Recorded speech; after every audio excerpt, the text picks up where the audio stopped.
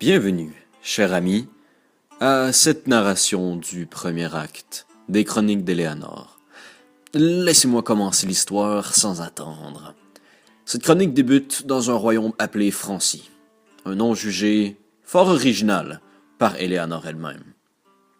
Celle-ci y vivait, mais pas comme n'importe quelle roturière. Oh non, ses parents étaient nul autre que les deux cuisiniers favoris du roi Théodore. Vous l'aurez deviné, ceux-ci sont des parents très occupés. Et ce qu'Éléanore préférait, c'était la campagne. Sa grand-mère vivait près d'une ville appelée Brocante, située loin de la capitale, près du royaume d'Anglade. C'était une région sécuritaire, où la paix régnait, et où plusieurs marchands passaient pour vendre leurs étoffes. Ceux-ci passaient couramment devant la maison de la vieille dame. Une maison très décorée, de toutes sortes d'objets magiques dispersés soigneusement dans la chaumière. Éléanore adorait visiter sa grand-mère pour lui préparer ses plats favoris, profiter du calme paisible d'une maison d'été et tester les vertus magiques de tous ces objets.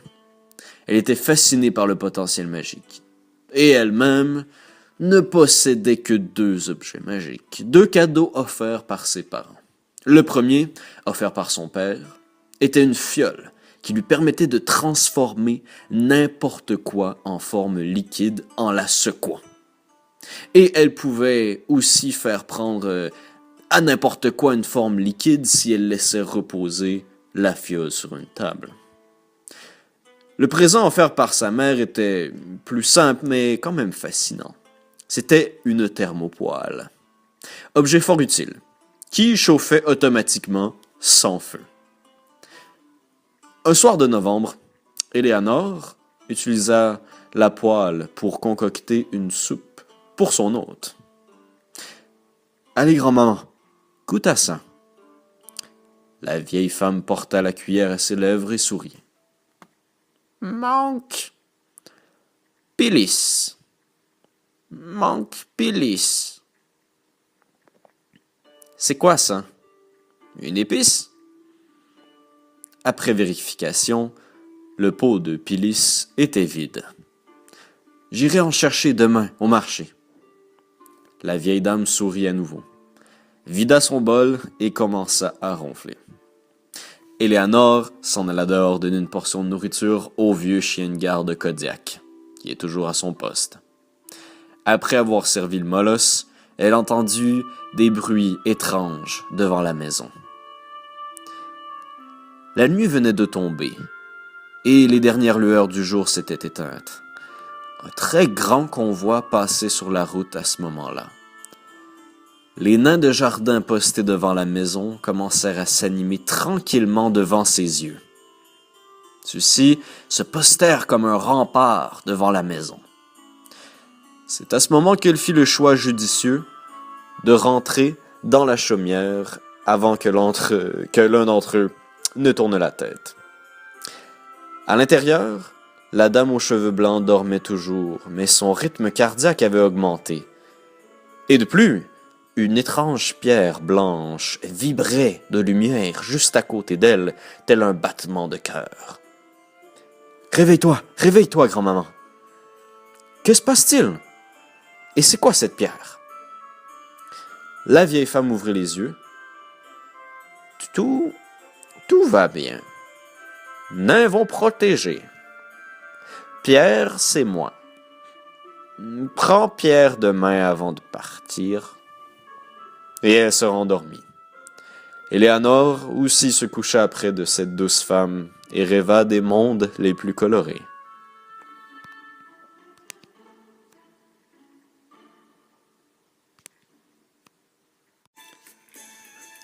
Aux petites heures du matin, la jeune femme partit vers Brocante avec son sac sur le dos.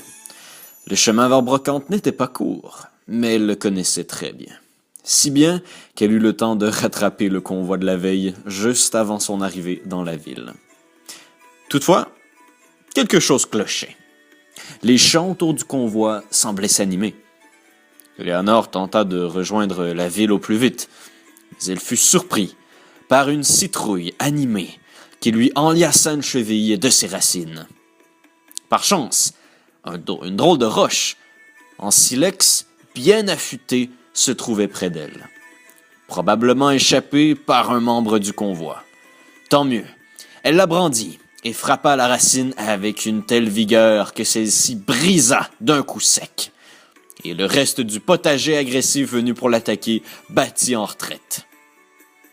Elle put donc se relever fièrement et entrer dans la ville. Cette ville était toujours aussi mouvementée, ce qui lui rappelait les dédales de la capitale. Mais Éléanore était très douée pour trouver ce qu'elle cherchait. « Bonjour, monsieur le commerçant. Le pot de Pilis, là, il est combien? »« Seulement 10 pièces de bronze. »« Eh bien, vous voulez rire. Ça vaut 2 pièces dans la capitale. » Le marchand fut visiblement choqué par la ferveur de la jeune fille. « D'accord, je te le fais pour 5. » Ok, 2 pièces, de 2 pièces, ça va faire l'affaire. Fière de son affaire, Éléanore repartit avec la Pilis. Mais elle ne voulait pas rester une seconde de plus en ville. Mais elle fut frappée par un grand rassemblement de personnes. Elle entendit, de loin, « Venez acheter vos billets pour le cirque, c'est pas cher, ça vaut la peine, vous n'en reviendrez pas. » Éléanore était quand même curieuse. Et elle se rapprocha de la grande assemblée, tranquillement, et aussitôt elle se fit intercepter par un gamin. « Bonjour, mademoiselle. Moi, c'est Mathéo. J'aimerais vraiment que quelqu'un m'emmène au cirque, mais les enfants sont pas admis sans des grandes personnes. » Éléanore lui répondit « Oh, je pourrais y aller avec toi si tu veux. » Le plus grand sourire d'enfant lui fut dévoilé ce jour-là. C'était un spectacle assez merveilleux. Mais quel est-il donc arrivé de si mystérieux sous ce gigantesque chapiteau? Elle entendit « Billet pas cher. Monsieur, donnez-moi-en un. Et aussi un pour le gamin. » Bien sûr. 10 pièces de bronze, le billet, s'il vous plaît. 20 pièces? C'est du vol. Le vendeur fut assez frappé par la raideur du commentaire. J'oubliais, c'est gratuit pour les enfants. Mais il doit être accompagné. Les billets en poche, Éléanore se retourna vers le garçon. Wow! Merci, mademoiselle. Excellent, jeune homme. Rejoins-moi devant la statue du roi à 8h ce soir. C'est promis, mademoiselle. Le gamin s'en vint. Éléanore retourna chez sa grand-mère pour lui cuisiner le souper. Et elle n'aperçut aucune anomalie dans les champs. Elle se prépara pour le grand soir, et quand elle revint dans la ville, celle-ci était illuminée comme jamais auparavant. Des saltimbanques accumulaient les tours de jonglerie dans les rues. C'était vraiment un spectacle vivant. Le gamin se trouvait bien sûr déjà devant la statue. J'avais tellement hâte que je suis arrivé, je crois, 1 heure à l'avance. Très bien. Je crois qu'il est temps d'aller voir ce qui se trouve sous ce chapiteau. Tu crois pas? Bien sûr!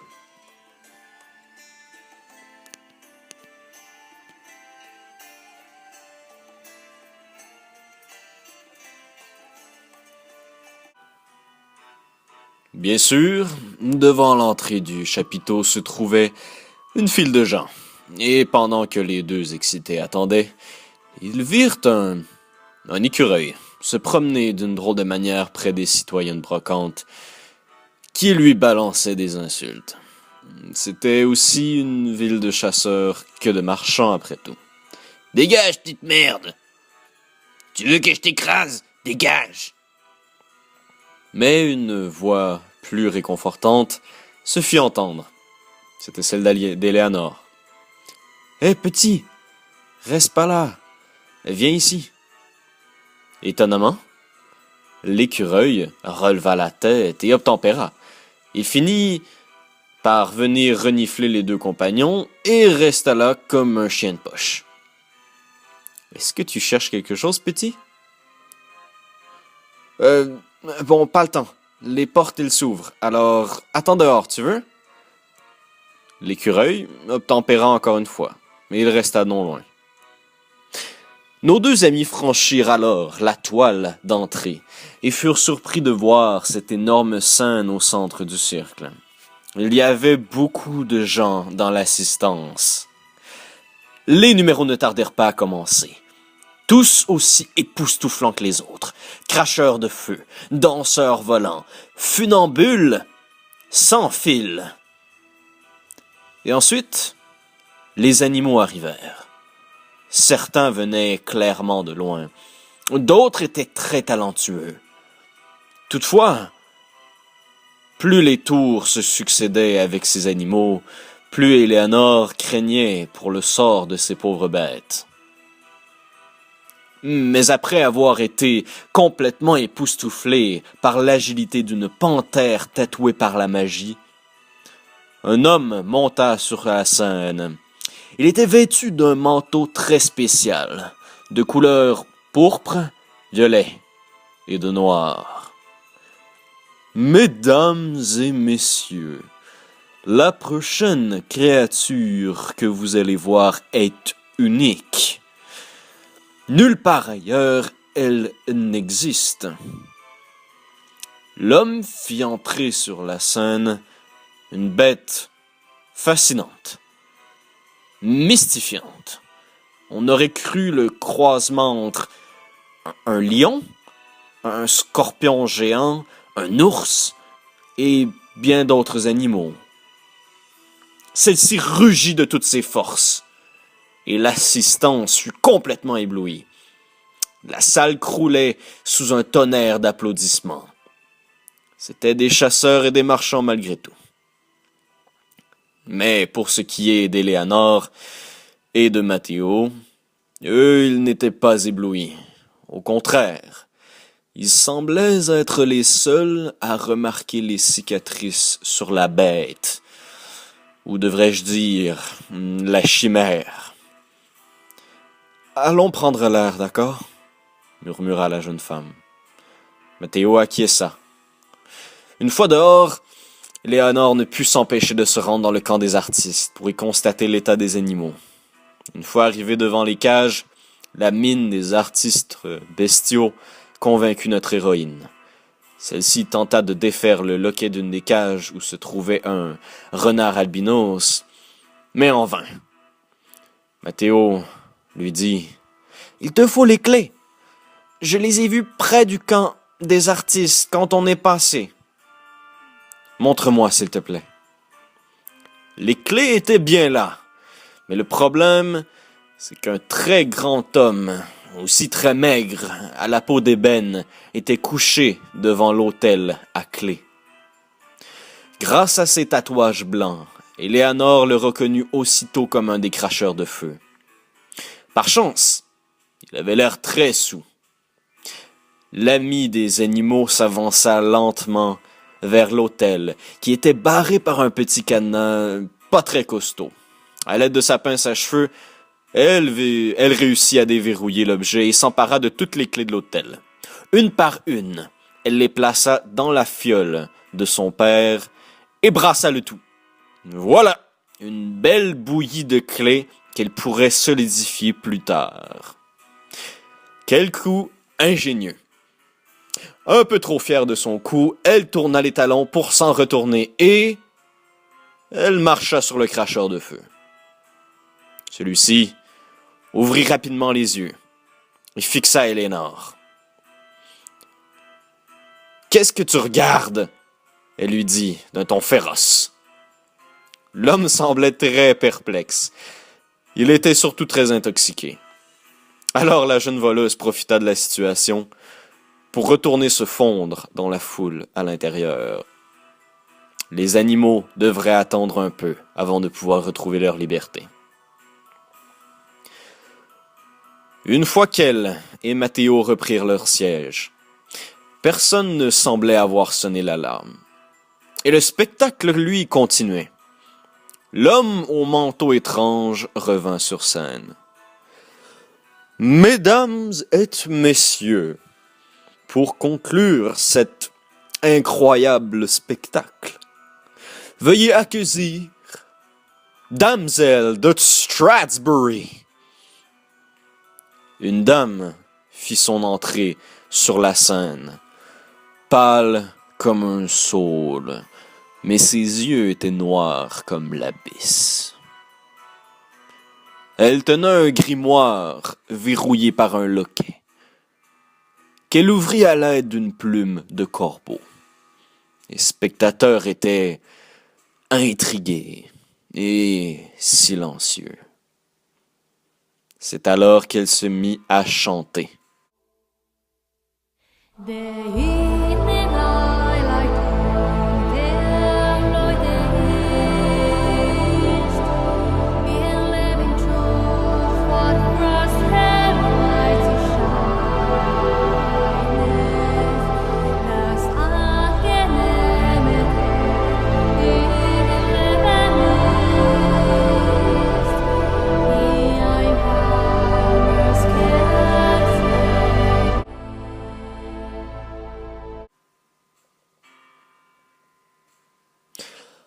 L'air devint lourd, et le temps sembla se figer. Le silence glaça jusqu'à la dernière note les acclamations du passé. Une lumière aveuglante ensevelit chaque spectateur, comme un éclair frappant droit sur eux, et aussi repartit vers le ciel. Éléanore avait toujours les yeux ouverts. Mais le seul bruit qui brisa ce silence est le bruit de sa propre respiration.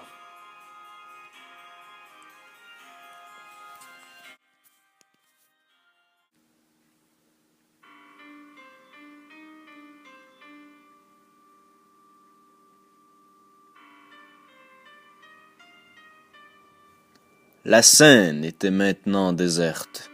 L'homme au manteau étrange et la femme ténébreuse avaient disparu. Éléanore se retourna vers Matteo, qui était allongé sur le sol. C'est à ce moment qu'elle comprit qu'elle était la dernière âme vivante dans ce théâtre abandonné. Terrifiée, elle courut vers la sortie et tenta de se rendre aux cages derrière le chapiteau. Personne à l'extérieur ne semblait avoir été affecté par le sort. Même le petit écureuil, qui était resté dehors, rejoignit Éléanore pour lui prêter main forte. « Si au moins je peux sauver ceux-là. Allez, viens m'aider. » Elle passa devant le camp des artistes qui pliaient bagages dans une pagaille totale. Lorsqu'elle fut rendue aux cages des animaux, une à une, avec l'aide de l'écureuil, elle ouvra les cages et laissa les bêtes retrouver la liberté en les amenant vers la forêt. Elle ne fit pas d'exception. Même la panthère magique qui lui offrit un regard perçant en guise de gratitude. La dernière cage à ouvrir était énorme et on ne pouvait pas apercevoir ce qui se trouvait à l'intérieur. Pas d'exception. Au moment où la porte s'ouvrit, Éléanore entendit une voix rauque. « Tu réalises ce que tu fais, petite vermine de merde !» Le gardien des clés, qu'elle avait aperçu plus tôt, se trouvait juste derrière elle. Bouteille et torchon en feu à la main, prêt à passer à l'action. « Je fais ce que vous auriez dû faire depuis longtemps !» Éléanore agrippa sa poêle de feu et la brandit. Le cracheur, lui, porta la bouteille à sa bouche et le feu à ses lèvres. L'éclat de feu déferla sur la jeune fille. Mais à la grande surprise de l'homme d'ébène, c'était l'heure de sa dernière performance. Le feu ne toucha pas à un cheveu d'Éléanore.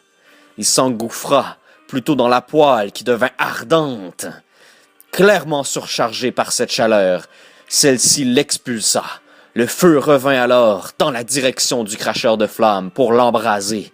Après quelques secondes, il n'était qu'un tas de cendres.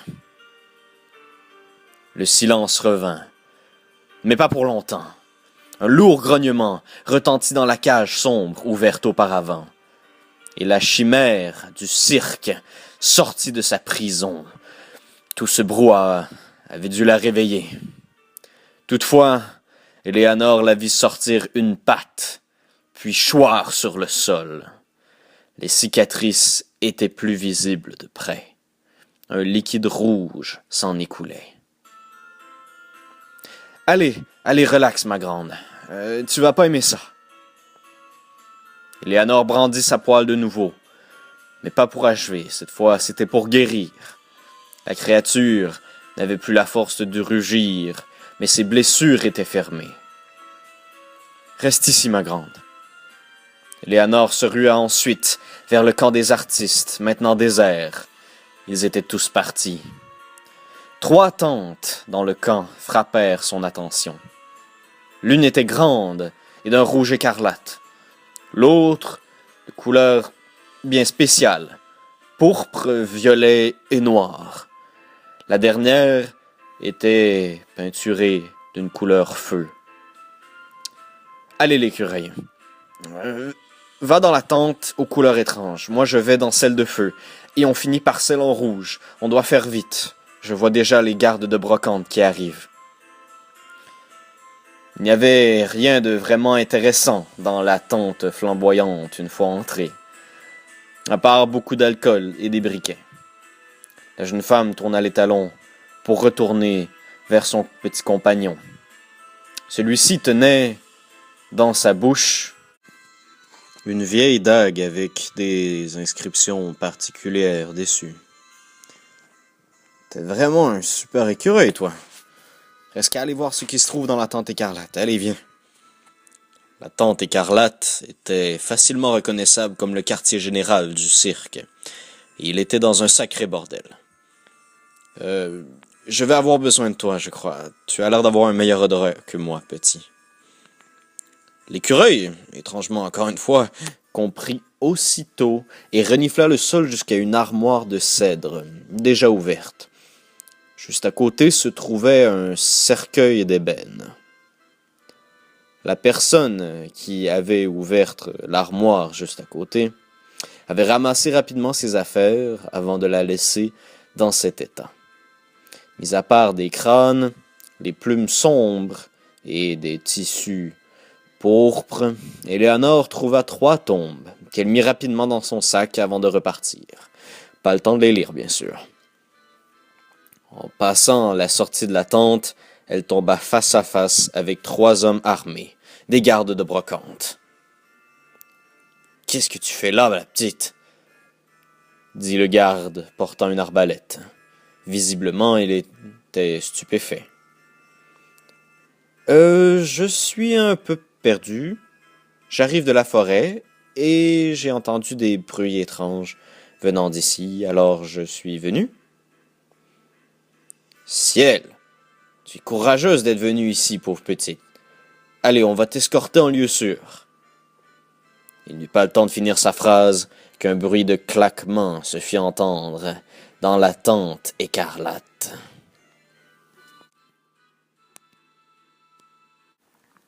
« Reste derrière moi, petite, » s'écria le garde à l'arbalète. Les 2 autres gardes brandirent leurs épées et s'avancèrent. Malheureusement, ce qui sortit de la tente allait leur faire passer un sale quart d'heure. La créature qui en sortit avait une forme humanoïde, mais ce n'était pas un homme.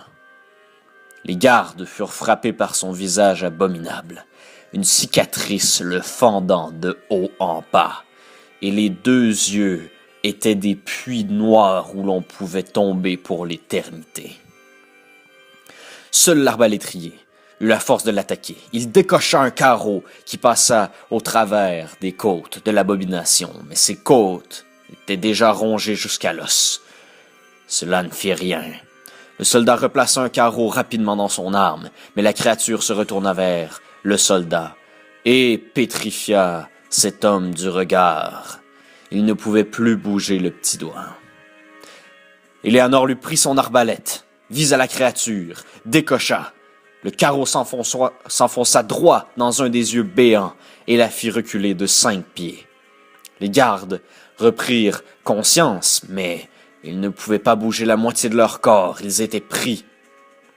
L'abomination, elle, hurla de rage et prit Éléanore en chasse. Celle-ci se mit à courir vers la forêt avec la vitesse d'une personne voulant sauver sa vie.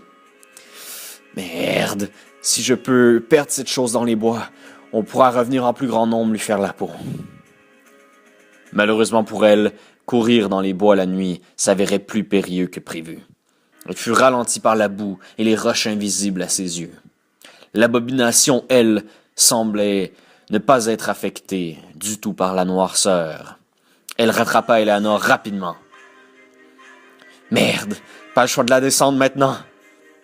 À sa grande surprise, lorsqu'elle se retourna, elle vit la créature immobile derrière elle, emprisonnée dans des racines qui lui tenaient les chevilles et les poignets. Sans attendre, elle rechargea l'arbalète avec sa pierre de silex, visa, décocha. La roche fracassa directement le deuxième œil de l'entité maudite et son corps se pétrifia. Après un court silence, elle entendit « Joli coup !» Un personnage de petite taille se dressa non loin dans les buissons. « Je ne suis pas ton ennemi. En fait, petit écureuil est venu me chercher pour que je te vienne en aide. Vous êtes qui? » Pardon. Je me présente. Athanonte Leroux, druide de la forêt et bibliothécaire des montagnes bleues. Ma hutte est tout près. Tu seras en sécurité. Et on va pouvoir étudier cette étrange chose. D'accord. Mais c'est vous qui la transportez. Pas de problème. Le nain toucha l'arbre le plus proche de lui, et aussitôt les racines qui emballaient l'ennemi, défaits, coupèrent ses mains et ses pieds. Les racines prirent ensuite le reste du corps et l'emmenèrent plus loin dans la forêt. Éléanore suivit le nain dans les bois et celui-ci raconta qu'il était à la recherche des tombes de magie les plus fascinants pour les ramener à la bibliothèque des nains. Une fois arrivé devant la yourte du nain, Éléanore remarqua qu'un chien tout près tentait d'enterrer des noix dans le sol. C'était un spectacle assez rigolo. Ouais, c'est une expérience qui a pas tourné comme prévu. Je vais m'y attarder plus tard, t'inquiète. La yourte du nain était fabriquée pour de petites personnes, mais tout de même confortable. Éléanore déposa son sac près de l'entrée. « Qu'est-ce que tu caches dans ton sac? Il y a de la lumière. » La jeune dame ouvrit son sac pour en sortir la pierre que sa grand-mère lui avait donnée. Cette fois, la petite pierre rayonnait d'une douceur blanche. Pas de battement, pas de vacillement. C'était une lumière constante.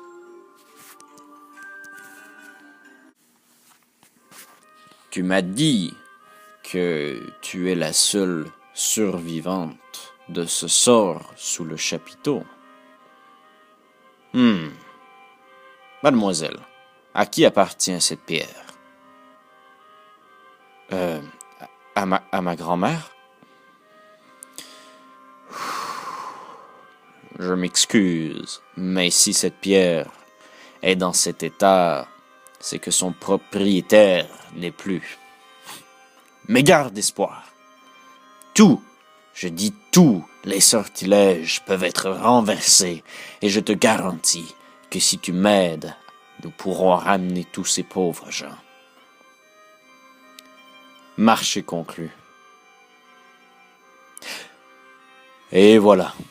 C'est ici que nous devons arrêter cette lecture. La suite ne saurait trop tarder, bien sûr. Éléanore ne fait que commencer ses aventures. À la prochaine.